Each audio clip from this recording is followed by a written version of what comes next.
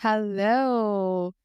This is another episode that was recorded in 2023, July 22nd to be precise. And a couple days after that, I started having this neurological back pain.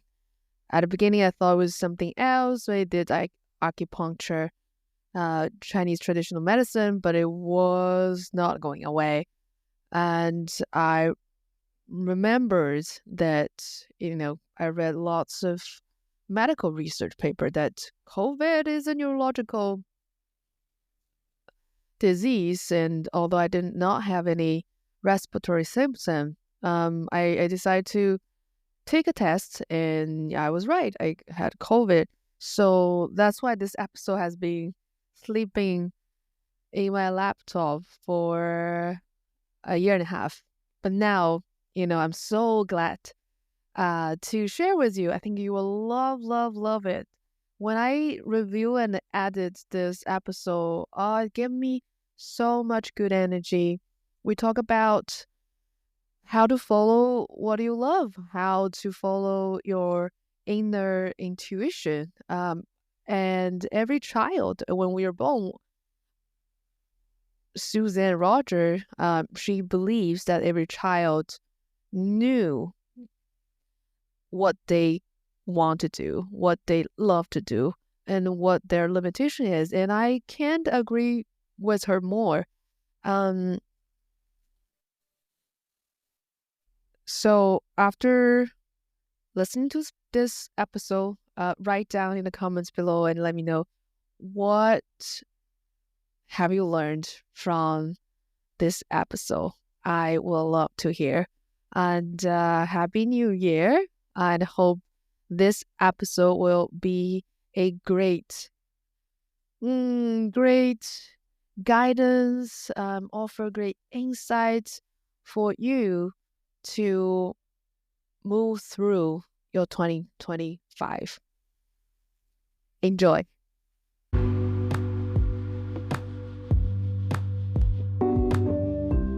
遇见有趣的灵魂，活出真实的自己。大家好，欢迎来到谈心社，让我们一起谈心、谈情、谈音乐。Welcome to Generous Talk, an intercultural conversation on music, health, and lifestyle. Enjoy.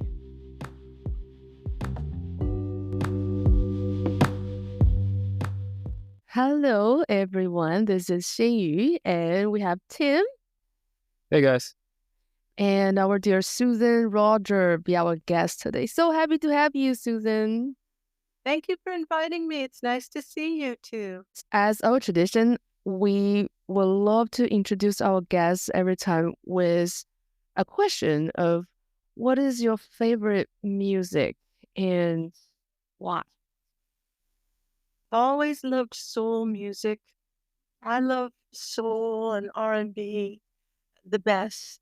I would call that my favorite. I like other styles. I've worked with alternative indie music and I've worked in pop music years ago, but the music I love best is soul. Al Green and Sly and the Family Stone and James Brown, and in later years, Anita Baker, and those are just my favorite artists. Is there like one favorite song from that genre? Oh, I could never. I love so many, and I love so much. I could tell you 40 favorite songs, but yeah, we all love music. That's why we're here, and we love music for different reasons. Just like loving food for different reasons, or fashion, things like that. It's just love is just love. And you don't have to rank order it and say, well, I love this one a little bit more than that one. It's just love it, love. Can you see why you can understand why I love this woman to death? Like, so for everybody here, Dr. Susan Rogers was a professor of mine while I was at Berklee, and I just absolutely adored her. She's an absolutely brilliant mind and a really genuine person. And I think we're just super lucky to have her here on this podcast. Woohoo. Thank you. It's nice to see you again. You too. All right. So, and there's so many things. I'm like, where shall we start? Before we start recording, we had a little chat. You said that when you love your work, it's just so easy. Yeah, I'll start from that. Like, how does that apply? Because you had such a rich and diverse and very interesting career, from the producer, sound engineer, to a scientist doing neuroscience research, and then teaching, and you recently published a book. So how does that, when you love your work, it's just so easy to wave into your whole career path? I'm so curious. Some people get to have a life where they get to do what they love to do. Most people don't get that.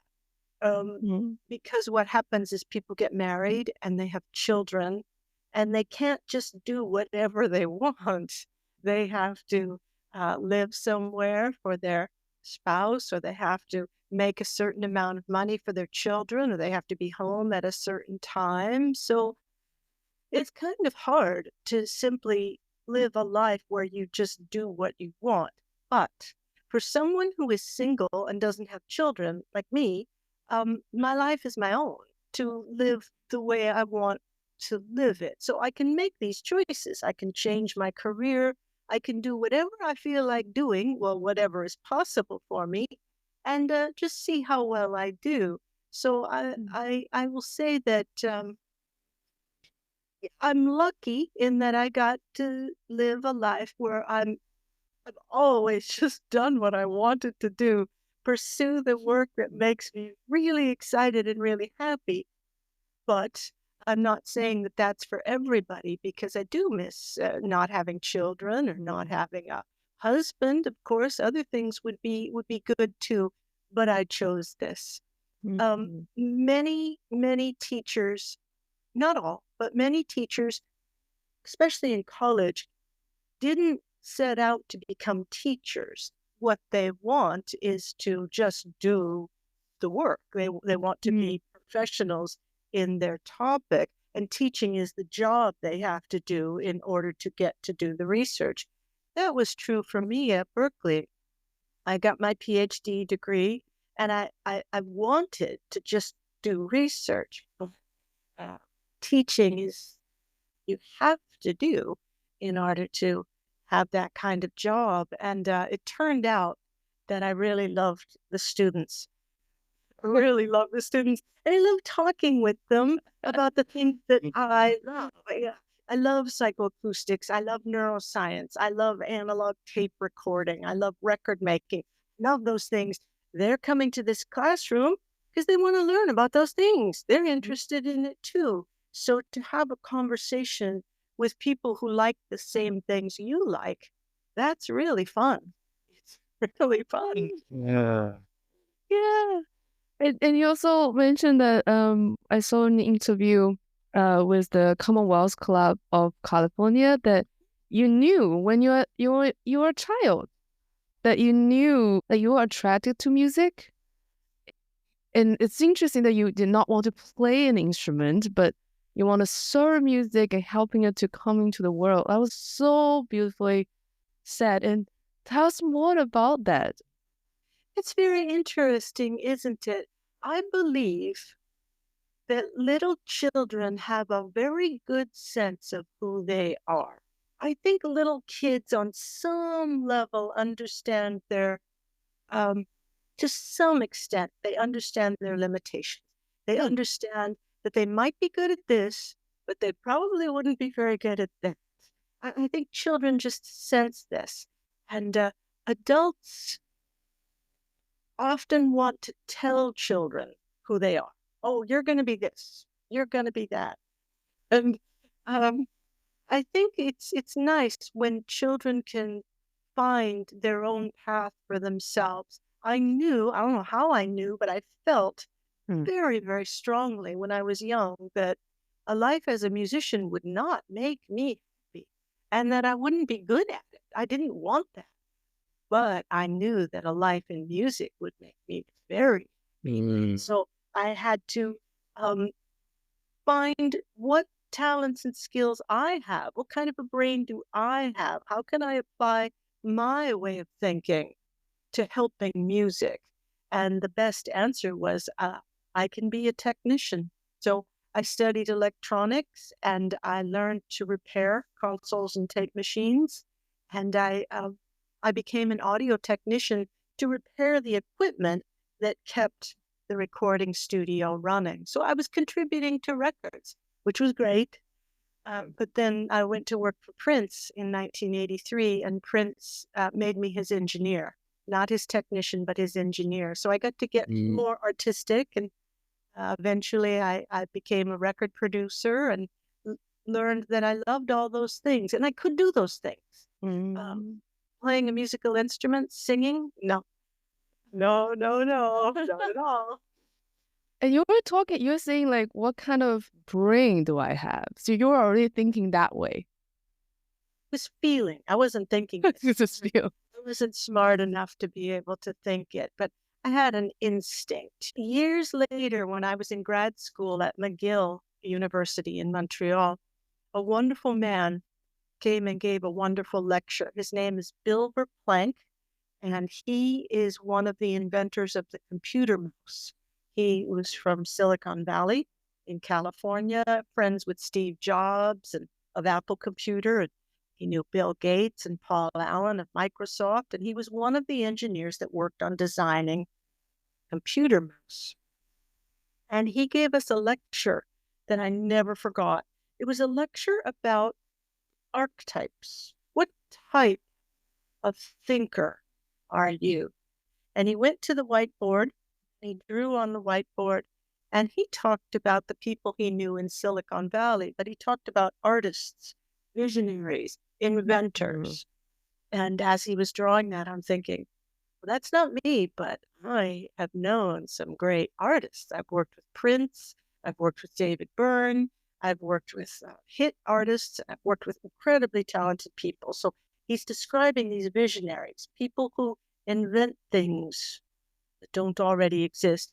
The example he gave was Steve Jobs of Apple Computer.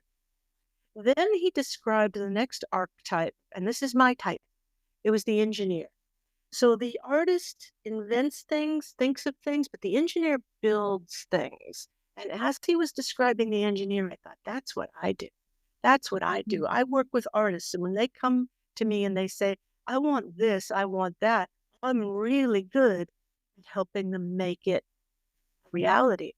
Then he went to another part of the board and he described the entrepreneur, the salesman or salesperson, the person who markets products. And right away I recognized that's so not me. That is not me. I couldn't own a business. I don't know anything about this. I know people who are good at it, not me. And then he did the fourth archetype in this diagram, and that was the competitor. Person who wants to win. Whether it's in sports or in business or in politics, it doesn't matter. The person who wants to be number one. And again, I realized, oh, that's not me. What Bill Berklee is saying is the best creative endeavors happen when these four different archetypes come together to make a product. When you have a visionary artist, an engineer who can build things, a salesperson who can sell things, and a competitor who can figure out tactics for being number one. It really taught me so much, that one lecture. It helped me teach my students, if you try to do a job that doesn't suit the kind of brain and way of thinking that you have, you'll do badly and you won't be happy and you'll think it's your fault.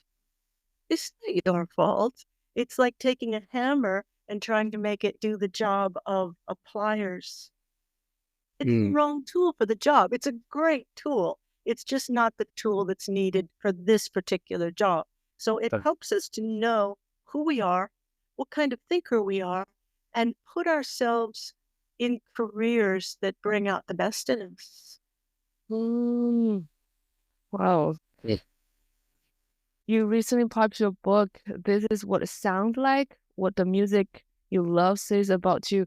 Did that bring archetype, bring structure, knowledge from the lecture kind of inspire you to write this book? Because in this book, you talk about listener profile based on our brain's natural response to the 7 key dimensions of a song.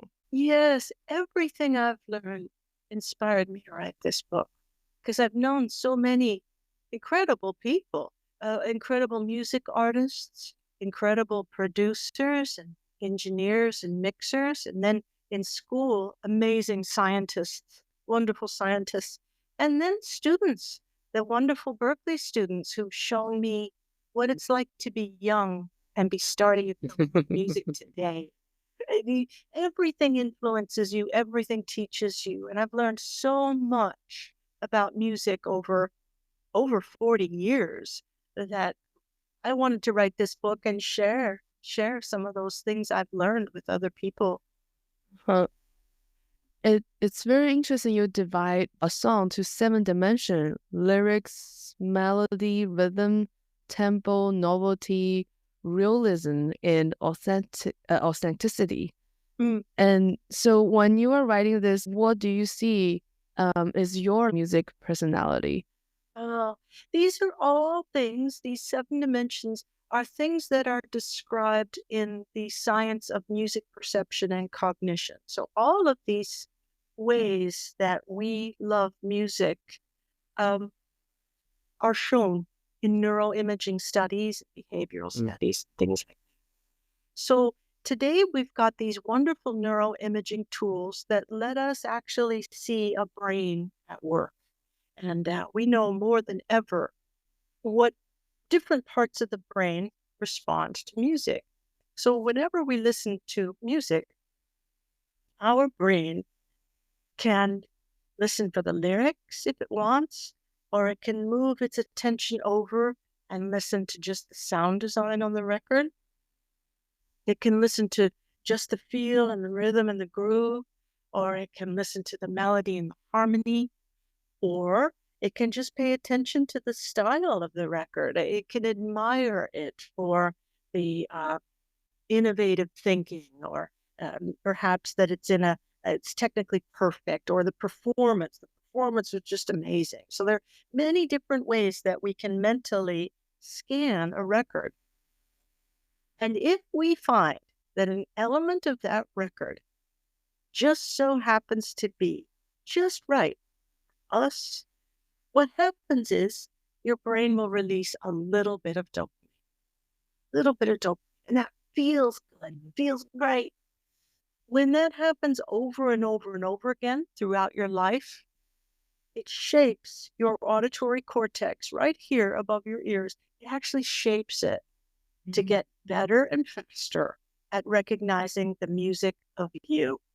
So I'm so much older than you guys. I've listened to so much more music over my lifetime. I know what I like. So as soon as I hear a new record for the first time, I can scan it very quickly, and right away, I hear the things that match my listener profile or not.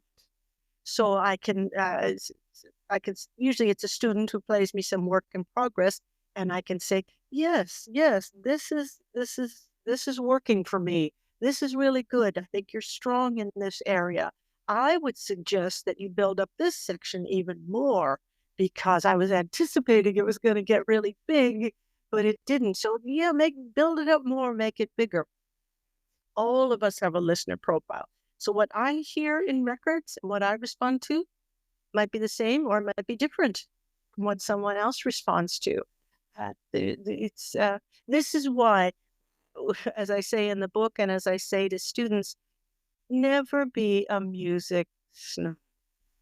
Just because you don't like a certain style of music doesn't mean that style is bad. if other people like it, it's working for them, and that makes it good music. Okay.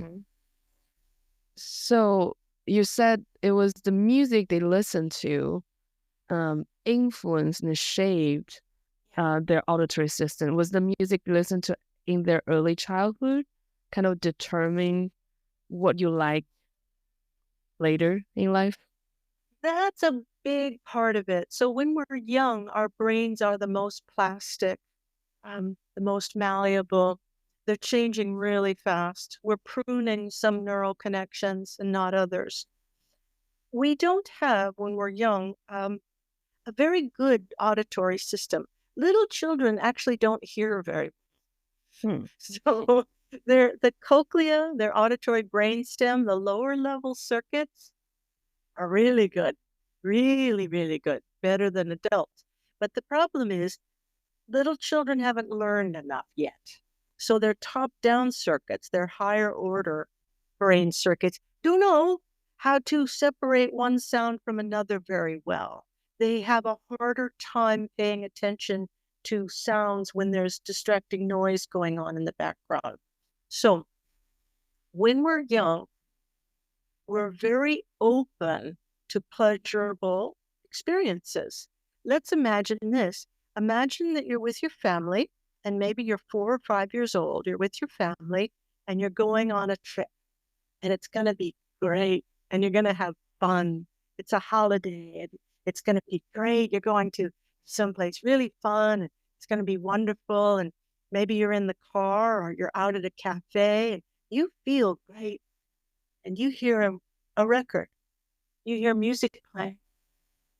If that record just so happens to sound exactly the way you feel right now, happy, happy, happy, you're going to think of that as being representative of you. It's going to feel like, this is my music. This is the kind of music I like.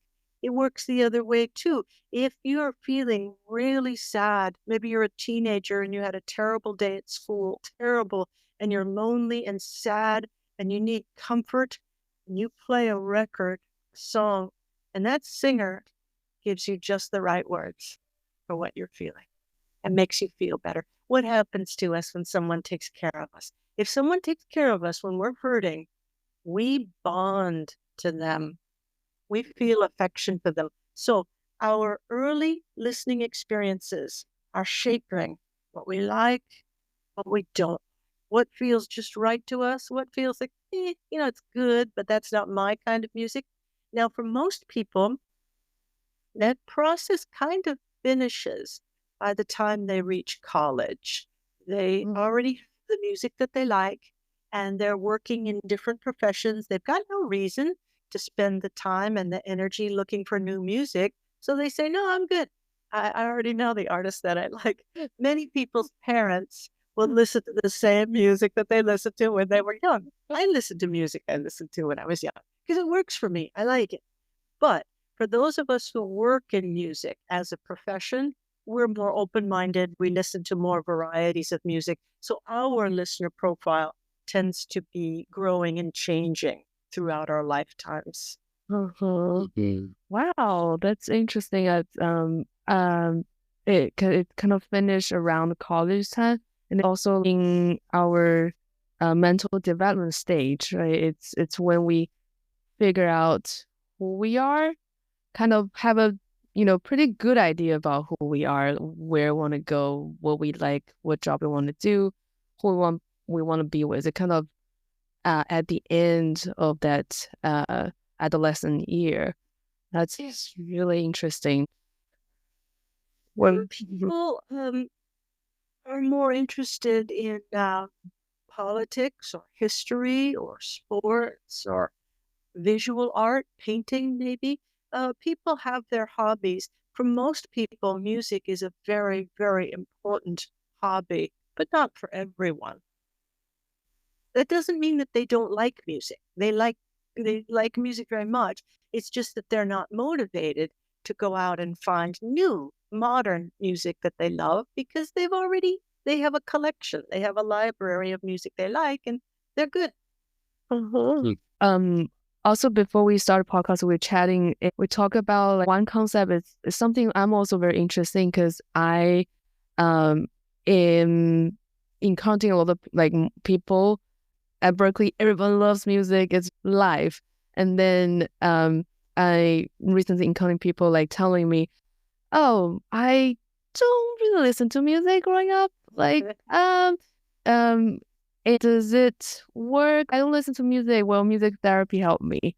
And my parents didn't listen to music. It's just not a part of my life." What would you say to people have that kind of experience? Well, yes, there are a lot of people who don't make music be a very important hobby in their lives. But the human brain evolved to process sound two different ways.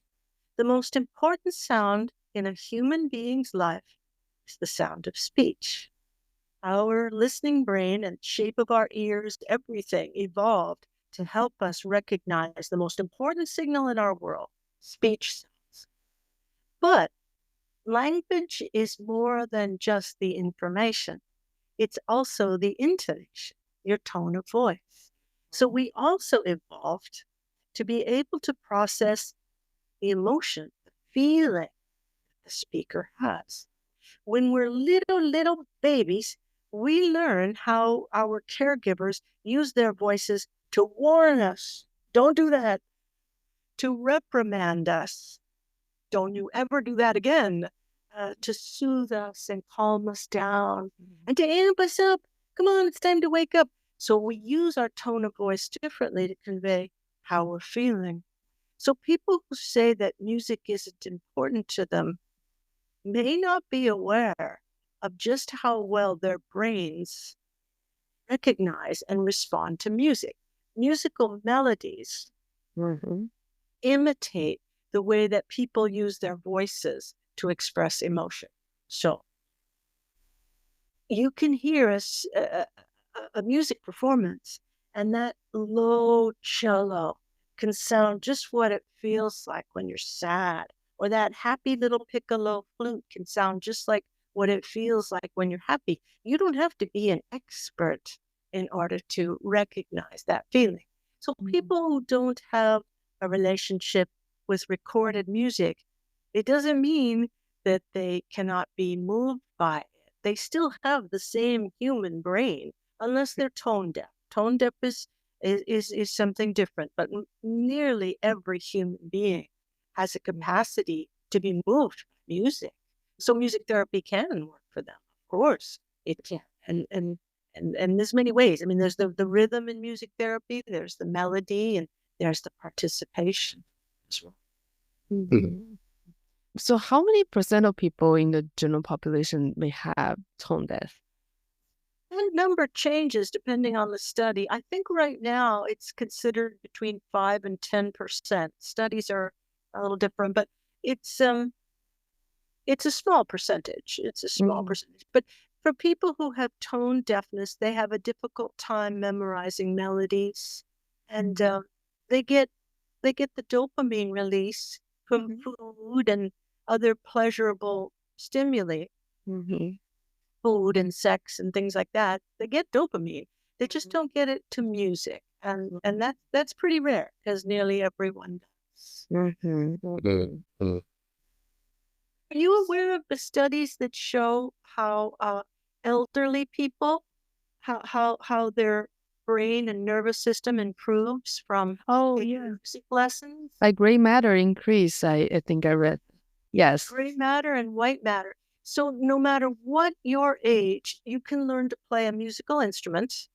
And when you learn to play a musical instrument, it improves your fine motor skills, and it improves your mood and your quality of life, and helps you in so many ways. It also improves your ability to help you recognize speech in noise.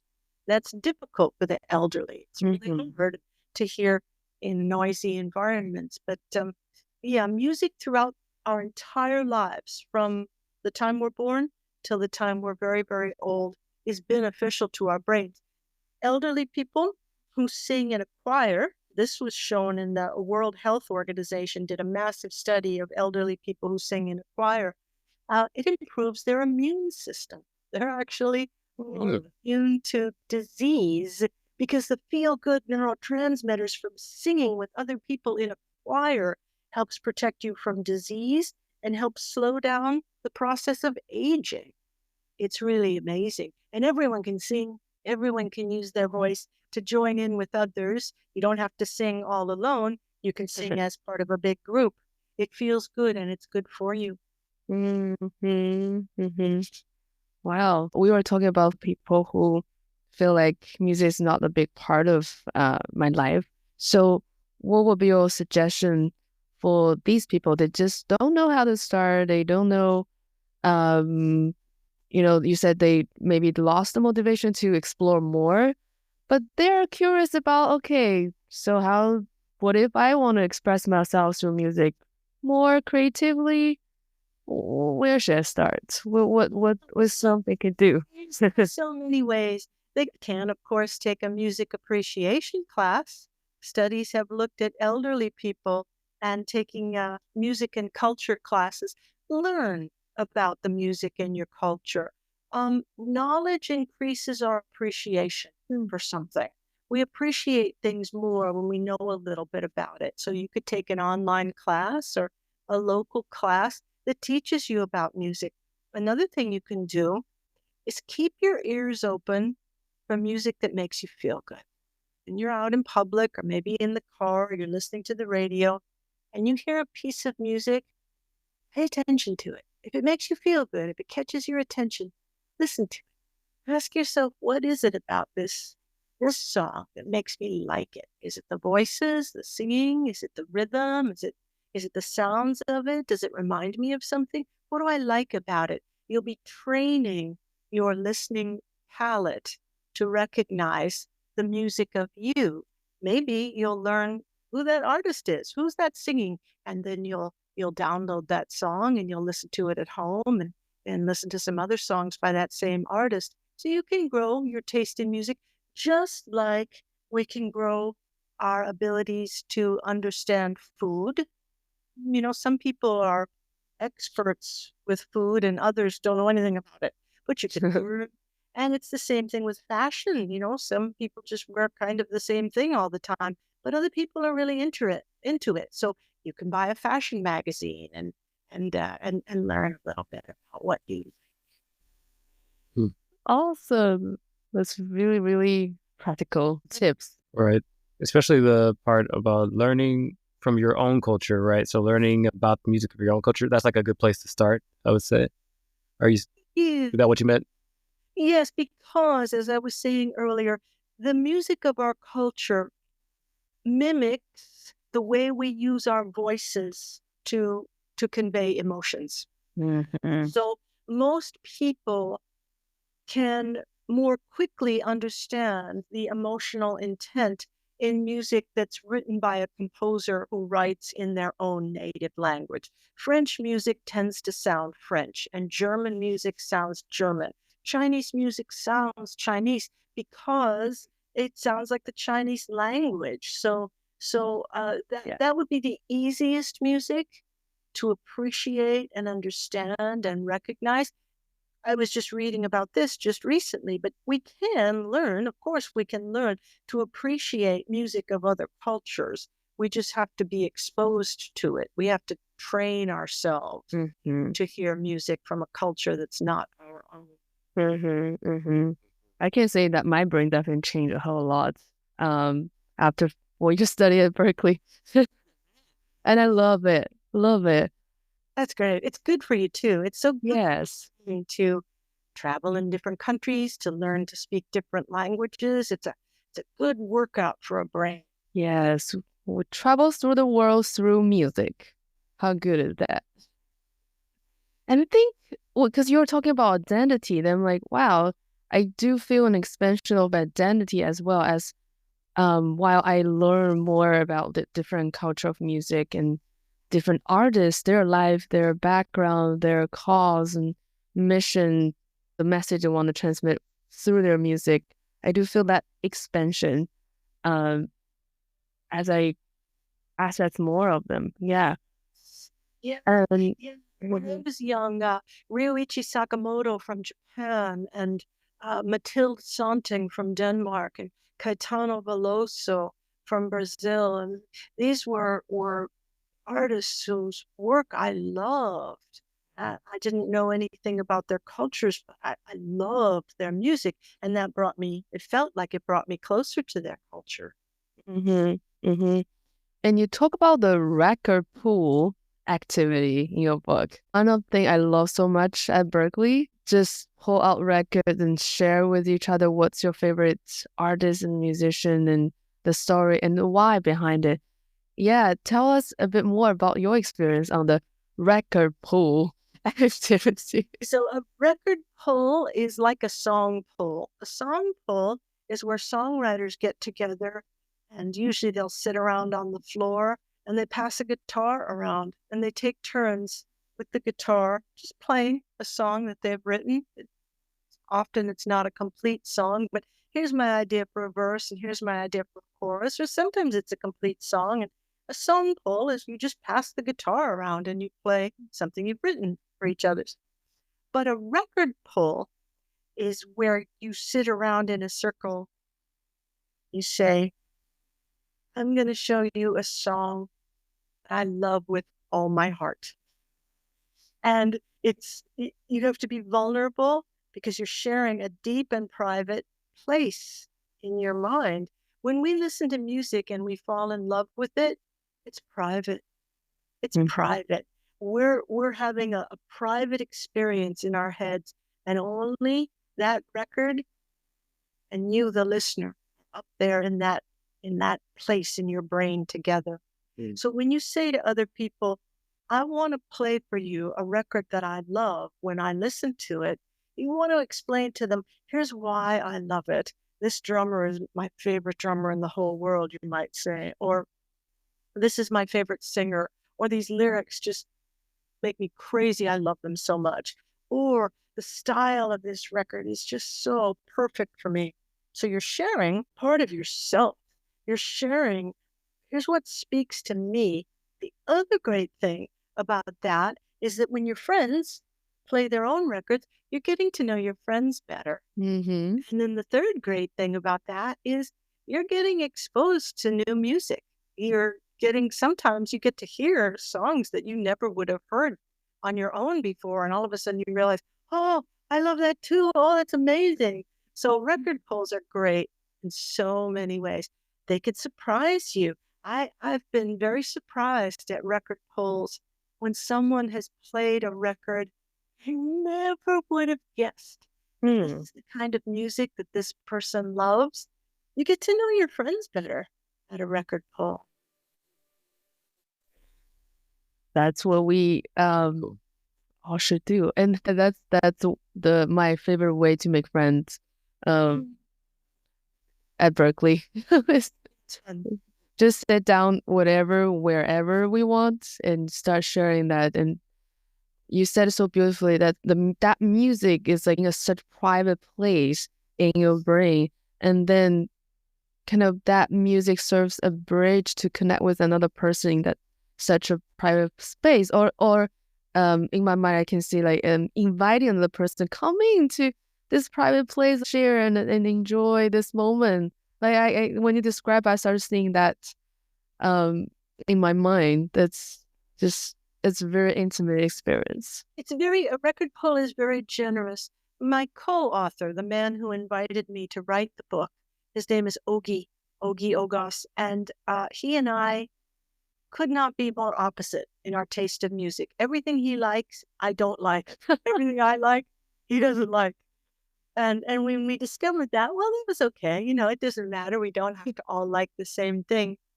But when he played a record that he loves and he told me why he loves it so much, I got a better understanding of who he is, of his private emotional life, and I got a better understanding of that record. I didn't like that record before. I had no interest in it. But just like going to a museum and having a tour guide show you, here's what to notice about this painting. Here's what you should look at. Here's why that part of the painting is amazing. When someone does that for you, it expands your mind and it allows you to appreciate things you didn't appreciate before.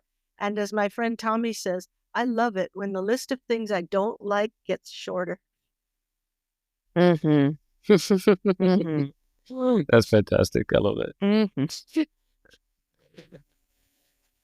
So if I may ask, back when I was taking your psychoacoustics class, there were a few students who stated that they had a performance that weekend, and you gave them this piece of advice. You said, it's better to not fully prepare for the performance, like not to 100%. You said maybe 80, 85%, something like that, and then let the rest happen on the stage. Yes. So could you go into more like detail about what you meant by that? Yes, and it comes from sports psychology, but my music friends knew about that as well. They knew, just like athletes know, that once you reach the top of something, the next step is to start going down. So if you have a band rehearsal, or if you're practicing for the big game or something, and you practice till you're perfect, what's going to happen is you're going to take the stage or the playing field and you're going to be overly confident. You're going to think, I got this. My last rehearsal was perfect. I got this. I know this. I'm good. I don't have to worry. You're not paying attention. And that means you're probably not going to give your best performance. If, on the other hand, you practiced until you're 85% good, you're going to take that stage thinking, oh, I'm nervous. I still made some mistakes the last time I rehearsed this. It wasn't quite perfect. You're going to be focused. You're going to pay attention. And now you're going to go from 85% up to 100%. You always have to, you got to stop rehearsal. You got to stop rehearsal. Just when it's starting to get really, really good. Stop. Save the rest for when the recording mic is on or when you're on stage. That was so funny because it was a phenomenon I observed at Berklee. Okay, tomorrow we're gonna have, or in a couple of hours, we're gonna have the official recording or the performance. And the last rehearsal before that, we were like, oh, everything's still not all together yet. Oh my God. Like, then when it's a performance or recording time, boom, everybody was like 100%. When I first noticed, I was like, well, why? What happened here? And now you explain it's actually strategy. Yes, we need a little bit of nervousness to make us focus and pay attention. I like how the comedian Jerry Seinfeld said, lack of focus is the biggest enemy of greatness. That's a really good quote. A lot of people don't achieve greatness because they just can't focus. Well, fear is a good way to make you focus. And if you're afraid that you're going to give a terrible performance, you will focus. And if you focus, you'll probably have a better chance of being great. Oh my gosh. That's wonderful. That's going to be, this is definitely something I'm going to bring up to my violin students. Oh, good. For sure. I have one in particular who just, when it comes time to perform, it's like, freaking out right before, but then does great, does absolutely fantastic. That can help. It can help a little. A little bit of stage fright is good. Too much, and it's crippling. You're not going to do anything. But just a little bit, good for you. How do you maintain that not like none, like, right? None of those little fright is not good, but too much is kind of like detrimental also. So how do you prepare yourself for that just perfect level? Always try to keep in mind that you can always do better. No matter how well you did, you can always do better. So you're always trying to reach for something it's a little bit further away than what you're capable of getting so that you'll get better. But you also have to remember that today you're better than you were yesterday. So you want to be pushed from behind and you want to be pulled from something out in front of you. And just try to remember, like, yeah, either before the show or after the show, it's going to be better. I fixed some things. It's going to be better than the last time I performed. And the next time I perform, it's going to be even better than that. It keeps you humble, too. And we always have to remember when we're in music, no matter how well we do in the studio or on the stage, no matter how well we do, the next artist to take the stage can just blow us away. I mean, they can be so much better. You want that. You want that to happen. It's painful, but you want it to happen because you want that to push you so that you will someday be the best one on the bill that night. So speaking of that, what do you see as the greatest benefit of music education? Oh my gosh, that's so it's well studied now. We know that children who take music lessons develop into what I like to call auditory athletes. So they develop their auditory half to be better, stronger, faster at processing all kinds of sounds, speech sounds, environmental sounds, music sounds. We also know that music lessons increases the capacity for auditory attention. So little children who take music lessons aren't necessarily better than other kids at visual tasks and things like that, but they are better when any sort of task involves sound. They're better at it. Another thing that it does, and this is so beautiful, I love this so much. Little children who take music lessons get higher scores on empathy. Little children who take music lessons cooperate with each other more. Why? Because when you make music with people, you have to look at them.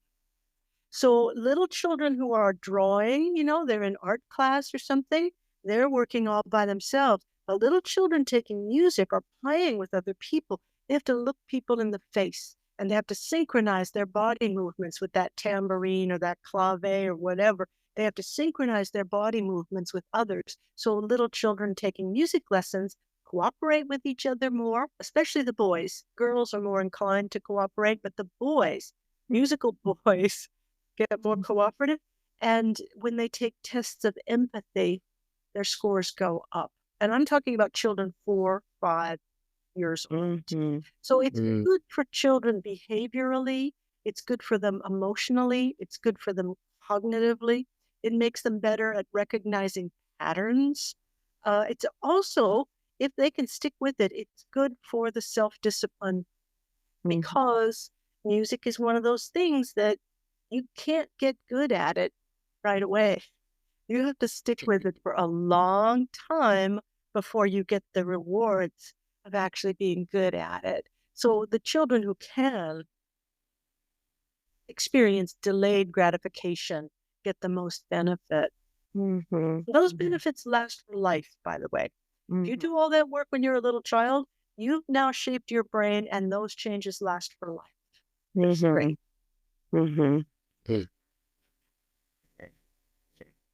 So you talk about especially for 4 or 5-year-old to play music, not just play alone, not like practice alone, just, for example, piano, just practice in the room for a couple hours a day and go out just perform on the stage, but to practice, to play, rehearse with other people. With others, yeah. That's studies that I read. There are several of them in my folders here, but the studies that I read looked at children taking group music lessons with others and playing with others as a group. Just to look at, all they were interested in is the behavior. How does the behavior change? And this is what they found. But we know for adult musicians, we know that musicians tend to be more social and they do tend to be warmer and more empathetic than non-musicians in general. Sorry, no musicians. I know. I'm jealous of you. I'm jealous of you guys. But it's interesting because you are producing, you being a producer, you research about music, but you always say you are not a musician. You also see that it's a benefit of producing records. So how is that? Explain to us. Yes, I'm not a musician. I can't sit at a piano or pick up a guitar and play it. I can't sing. I'm not a musician, but I am very, very musical. And that's different. I'm musical because I'm a very good music listener, because I've been a listener my whole life. And what that means is I'm good, really good, because I have so much practice at listening to a record and going right into that private place in my psyche. Private, private, private, private. And that record and we get engaged. Wow. While I'm listening. So much so that I can't do anything else if music is playing. Someone suggested to me when my internet went out last week with all the lightning and thunderstorms, just go to an internet cafe. I can't do that because there's going to be music playing. I can't write and think if there's music playing. I'm a really good listener. So that makes me very, very musical, even though I'm not a musician. And there are a lot of us. There are a lot of people like me. Many of them go to work for record companies. Many of them become producers. Some of them become DJs. Many of them become dancers. Their dancers are extremely musical. They might not play an instrument, but they're synchronizing their body to music. And that's a very musical kind of act too. So the other part of your question was, how can a non-musician be a record producer? Well, when you don't know music theory, when you don't activate those mirror neurons that correspond to what it feels like to play music, it means you're listening the way most listeners are listening. You're just enjoying it.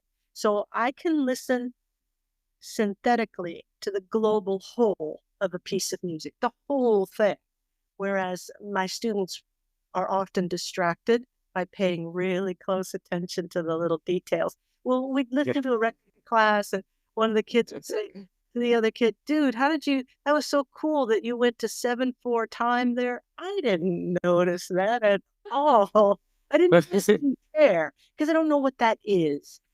It's like looking at paintings. Being a painter, my friend Tim Bruckner is a painter, and when Tim and I look at paintings together or sculpture, he sees something different than what I see. It doesn't mean that I don't see it, though. I see it and appreciate it and love it, but just in a different way than he does. Right. If I were listening to piano pieces, I definitely was just like, oh, wow. My hands will start moving, or the motor part area of my brain just start to like mimicking. Yes. Yeah, studies show that in musicians and in singers as well. Singing activates a different region of the brain, well, some of the same regions as instrumentalists, but left dorsal frontal, the frontal orbital cortex there, the dorsal side, that really gets active with trained singers.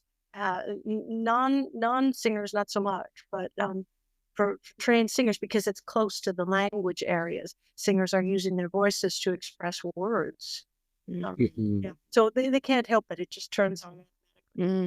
So it's harder to pay attention to the global. It might be. I don't know for sure, but your mind is going to want to go to those performance details. Because these networks are so connected and so strengthened through the music training. Like that's true. That's true. But musicians can learn to listen globally anytime in their lives, but non-musicians cannot learn to listen analytically past a certain age. I'm too old now to learn to hear music the way you guys do, but you can learn to hear it the way that I do. Interesting. Wow. There's so much good stuff, isn't there? You know, when you talk about music and the music that we love, and talk about the brain, it's so much fun because it's so interesting. It's interesting and we love it so much, and there's so much more to learn. We know a lot, but there's so much more to learn. What is something you're focusing on in your research? I don't get much time to research per se, because right now I'm writing a music and neuroscience course for Berklee online. And I'm about half done. So that kind of research is, I do literature searches, and I need to research new topics, and so that I can write about them for this music and neuroscience course. The writing is keeping me really busy, and it will for the rest of this year. After that, next year, I'll have time to dig into more research. The thing that I love more than anything is auditory neuroscience. So I'll probably keep diving into either the hearing mechanism, which I'm very interested in, and also neuroaesthetics, liking and disliking, how that forms in the brain. That's a new topic. It's kind of a hot topic in music right now. Another hot topic in music cognition is creativity, which is That's what I love. Yeah. How does creativity happen? I've read a little bit about it, and what we know so far is pretty darned interesting. Yeah, how does is there any research about like music training leads to creativity? That's one of the most interesting things, is that creativity cannot be forced. Anyone who writes or draws or paints, it will tell you it can't be forced. It comes when it comes. That's one thing. The other thing is that some people are more creative than others. Creativity, in order to be creative, involves releasing the brakes on a couple of little circuits. The precuneus, in particular, the one on the right-hand side, normally, like most of our brain most of the time is in inhibitory mode, meaning most of the time our brain neurons are keeping the brakes on. Our brain is constantly telling us what not to do. So the things that we do are the few little things that your brain said, yeah, it's okay to do that, right? Most of everything else is just stop. It's the same thing with creativity. Most of the time, we're not thinking of new ideas. But when we get creative, the precuneus opens up and releases the brakes and allows new ideas to come. That happens when we activate our default network. The default network is a connected network of nuclei in the brain, kind of the nuclei that represent your sense of self, because the default network gets active when you go into your own head. You daydream. So the beginning of creativity is when you shut off the outside world, you go into your own head, you daydream, you mind wander, let your brain really relax. And sometimes the precuneus will say, okay. And it will release its little brakes. New ideas will come to you. And then when those new ideas come to you, then you have to shift from thinking of new original ideas to actually making something. So you have to engage different circuits of the brain to write that song, or write that story, or create that new food or the thing that you were imagining. So it helps us to, when we feel good, we're usually most creative when we feel good. It helps us to be relaxed. It helps us to have the time to meditate and relax and empty our minds and daydream and mind wander. It helps us to not always have a screen in front of us with creativity. But it can help, but it can't guarantee it. Some of the most creative people in the world, I'm thinking of J.K. Rowling, who wrote the Harry Potter books, or any of the great thinkers, will say, sometimes it just doesn't come. It just doesn't. That reminds me of the in the interview, you talk about the time we work with Prince. There were times he would just unleash the brake for 96 hours. I remember that was the longest recording time. He was just pouring creativity. Yeah. Prince was what we call a hyper creative. And people who are hyper creative, it seems to be the case. Now we don't have enough data, but it seems to be the case that hypercreative people have some faulty circuits in the precuneus, meaning that their ideas just keep coming and coming and coming and coming. I've known Prince, and I've known one other person in my life who's hypercreative, and I can tell you those people don't think the way most of us do. It's a very unusual profile. Anyway, with Prince, he would we'd spend 24 hours, a whole day, working on one song, taking it from the very beginning to the very end, mixed and everything, and then not even going to bed, he'd just say, "Put up fresh tape," because he had another song in his head, and he'd go around again. So often we'd be in the studio for 48 hours, or sometimes even more, because his ideas just kept coming and coming and coming. Most people aren't like that. Must be slightly like torturous, just a little bit for you, if you just can't stop it. Just keeps on coming. Yeah, I remember his keyboard tech, Todd Harriman, told me this story. I didn't remember it, but we were all in the studio, Prince's home studio. Prince had just finished doing something amazing, and Todd, who's a keyboard player, piano player, Todd said to Prince, "How do you finish something like that and go upstairs and just go to sleep? How do you do that?" And Todd said that Prince said to him, "That's the problem, Todd. I can't. It is so hard to sleep. It's so hard to shut this."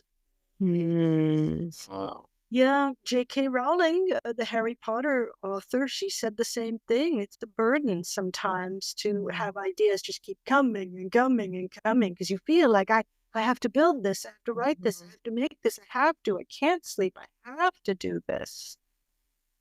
But that's we all have a different brain, and these people got fame and an awful lot of money for having that kind of brain, so it worked out okay, I suppose.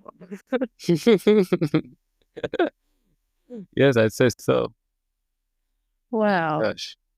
Just imagine.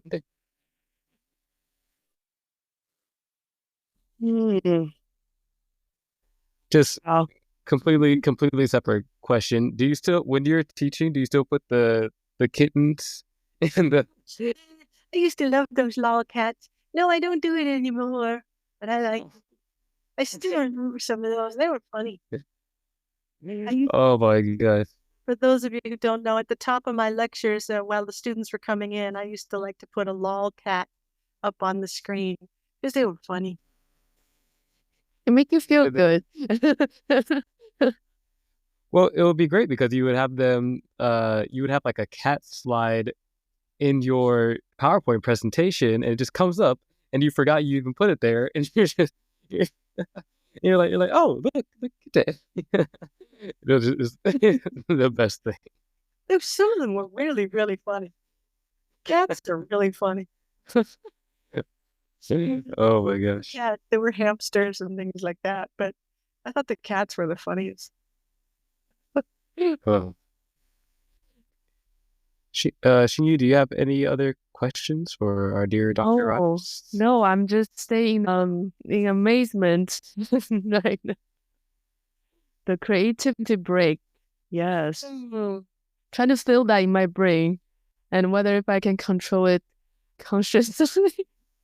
Wanna be fun. Sort of thing. If you like that sort of thing, the book I would recommend is called The Creative Brain by a researcher named Nancy Andreessen.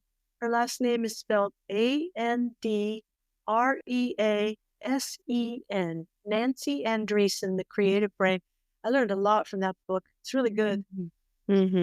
That is something I'm really interested in, want to do further research in, especially I feel in the world we live in now, we need more creativity to do things differently and think about the whole thing, like the system differently, rather than like mindlessly just go through the motion and that's already built. So I feel like have that creativity. It's daydreaming. It's getting out of that busy life and just off track for a bit and just have those, take the break off and let different streams of thought coming in and what if we can bring a group of people doing that together and coming up with some really creative solution for the problem we have in the world today? Children need to play, and children need they don't need to have people always telling them what to do. Yeah. They need to be creative to choose for themselves what to do. I read a beautiful sentence in the autobiography of Vladimir Nabokov. Vladimir Nabokov was born in Russia, and he's considered by many authors to be the greatest writer in the English language, even though English wasn't his native language. But anyway, he said something really beautiful, writing about himself as a child and how he used to just stare at things in his house. You know how kids do. You just stare. And he was describing that. And he said in his book, he said, parents, never tell a child to hurry. Oh, so beautiful. Because sometimes you do have to tell the child, come on, you gotta go. But that was so beautiful because I remember what that feels like. Taking your mind, just looking at things and letting your mind wander. That child that looks like he or she is just daydreaming, they're working. They're doing very important work. Important work. They're growing new neural connections to help them think new thoughts and understand the world in a way that only they understand it, in a creative, original way. You gotta let them have that time to do that. That goes true for all of us, but especially for little children. Yeah, absolutely. I mean, I find that my best ideas always come, when I'm away from all the overstimulation. When I go take my walks, there's a pond near where I live, and I go take walks around there. Other day, had some great creative thoughts come up while the armadillo was walking beside me. I was like, well, buddy, he's good luck. Oh. And then, of course, in the shower as well, when you just great ideas. Showering through you. Yes, showering, taking a long bath, taking a long walk, that's the best. That's the best because we're taking that screen away.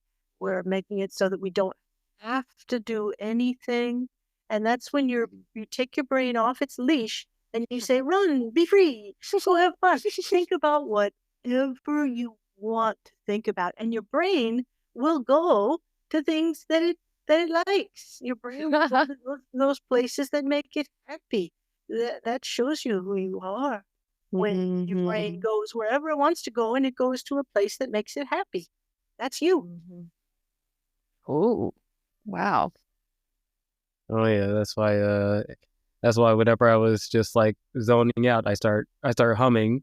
People used to get really annoyed with me in high school, and because I was just humming. I don't have to even be singing anything. I'm not even aware that I'm humming. I'm just doing it, and it was definitely a habit. That's you.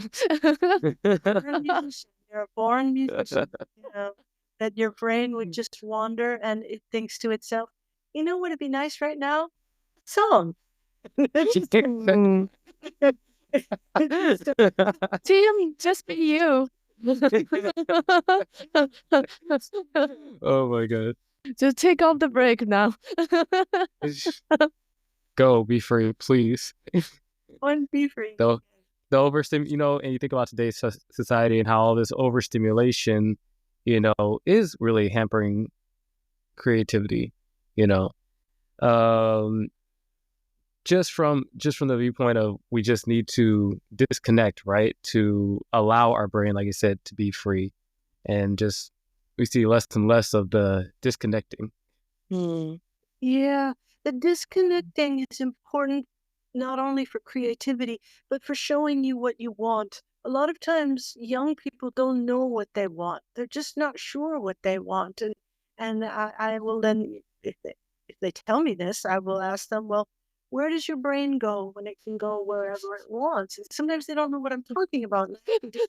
Okay, if you were on a long walk sorts of things might you think about? If you were lying in bed, you couldn't fall asleep, but you weren't upset about anything, you weren't worried about anything, you're just lying there, where would your brain go? What does it like to think about? Those places that it goes show you where your desires are and sort of alternate life that you'd like to be living. That will help you understand who you are. Mm-hmm. I've followed that my whole life. When I was a little kid, I wanted to be contributing to records, and so I did. I put my body where my brain already was. And then later on, I thought I would love the work of a scientist. That's all I thought about is the natural world and how things worked and consciousness and stuff like that. And then I put my body where my brain wanted to go. That's always worked out. And it's so like in the musician world, like you are not playing music, but you're so musical, you're part of that, definitely.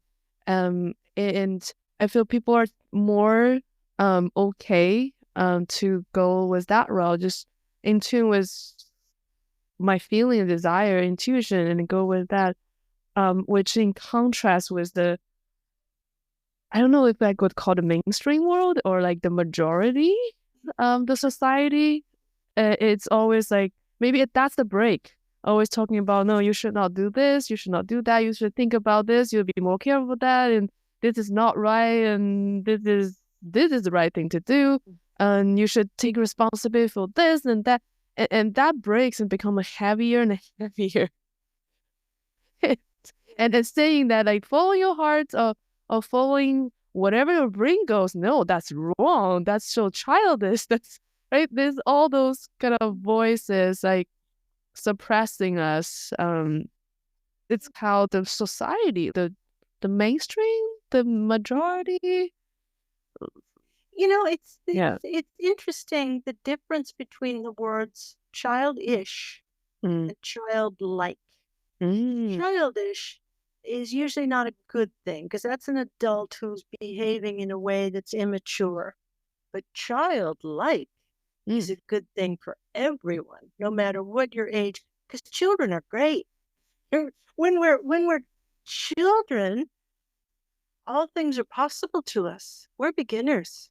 Everything is possible to us. Isn't that a good thing to be? And wouldn't you want to be childlike enough as you get older that you believe that other things are possible for you and that you can maybe become your best self? The problem with our structured life is that it tries to take unique human beings and fit them into a certain shape. And sometimes we're a good fit for that shape, but sometimes we're not. And how bad is it? It makes people feel bad. They feel like they're a failure. No, you don't want that. You want people to feel like they're successful. I think pride is a very wonderful thing, actually. A wonderful thing. I like seeing it in animals. I like seeing a dog that feels happy and proud. When it holds its head up and holds its little tail up. It's proud. It feels good about itself. We should encourage that in people too. The only way they're going to feel proud of themselves is if they're doing work that they feel fits them and they are making a good contribution to. Thank you. Thank you for that. Thank you so much. Thank you. The perfect note to end our podcast today.